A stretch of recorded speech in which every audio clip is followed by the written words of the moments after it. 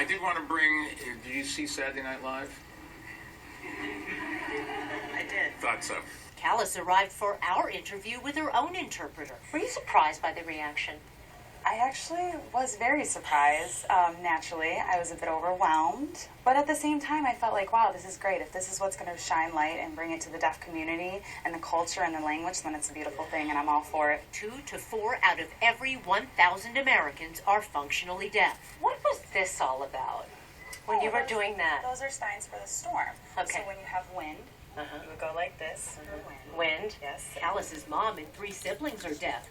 Sign language was her first language.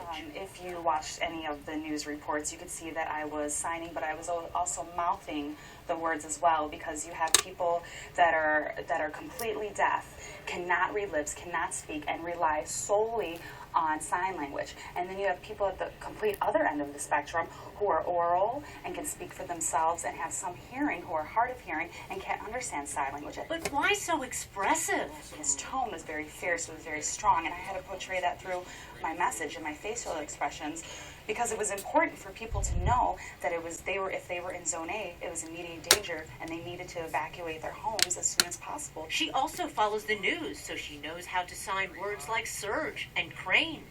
Then there are times the message for the deaf and the hearing are one and the same. One of the pictures that was taken of me and the mayor, we are looking at one of the reporters. We both have our hands in the air looking at the reporter like, are you kidding me? Callis says it's all about interpreting the mayor's message as faithfully as possible. Her fans say.